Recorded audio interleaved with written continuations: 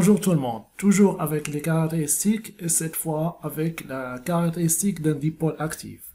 Dans le cours précédent, on a vu la caractéristique du dipôle passif et on a défini les dipôles comme étant tout composant électrique qui possède deux bornes. Et on a classé ces dipôles en deux catégories, les dipôles passifs qui ne génèrent pas de courant et les dipôles actifs qui peuvent générer un courant électrique.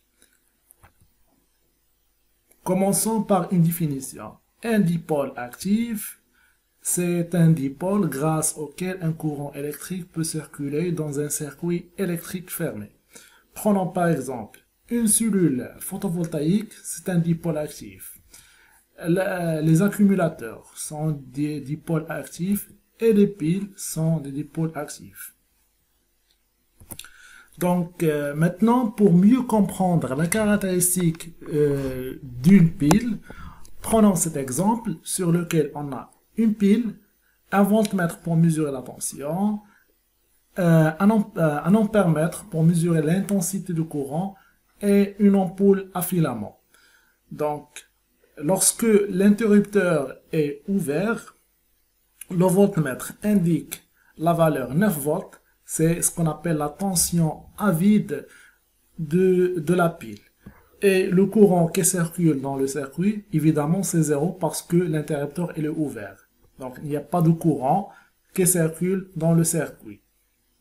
Maintenant, si on ferme l'interrupteur, on constate que la tension aux bornes de la pile va diminuer. Donc, bien sûr, il y a un passage de courant de 0,2 ampères et l'intensité, il devient 8,4.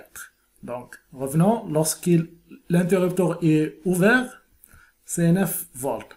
L'interrupteur est fermé, c'est 8,4. Et maintenant, pour varier le courant d'une manière plus simple, donc, au lieu d'utiliser l'ampoule, je vais utiliser une résistance variable. Donc, au lieu de l'ampoule, je vais utiliser ici une résistance variable. Ici, un tableau de mesure. Donc, on a UPN et I. Et je vais représenter les points, les mesures de tableau sur le graphe UPN en fonction de I. Commençons par le premier point. Lorsque UPN est égal à 9 volts, on a dit que le courant, c'est 0. Donc, on va placer ce point sur le graphe. Donc, voilà notre premier point. C'est ici. Pour le deuxième point, lorsque le courant est différent de 0, 0,2 ampères, la tension c'est 8,4. On va placer notre deuxième point sur le graphe. Ce sera ici. Et ainsi de suite. Lorsqu'on varie maintenant la résistance, donc on commence par une grande résistance, on va diminuer la résistance pour faire augmenter le courant. Donc, deuxième point 0,4, 7,8. On va représenter ce point sur le graphe. Et ainsi de suite pour le quatrième point et le dernier point. Et on constate que ces points sont alignés. Et ces points représentent, bien sûr, une droite.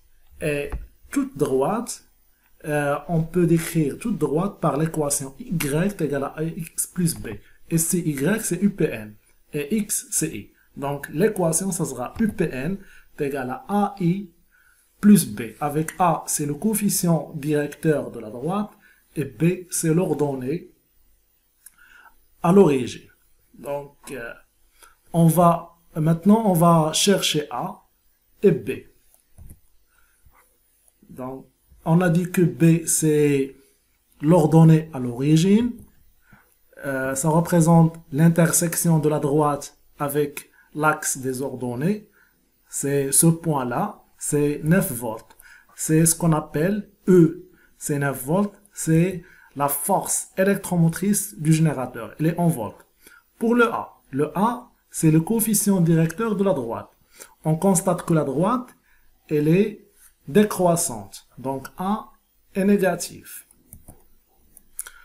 Et il s'exprime en volts, bien sûr, par ampère. Et c'est la dimension d'une résistance. Donc A, ça représente une résistance. Et bien sûr, elle est négative. Donc A est égal à moins R. Ça donne delta UP1 sur delta I.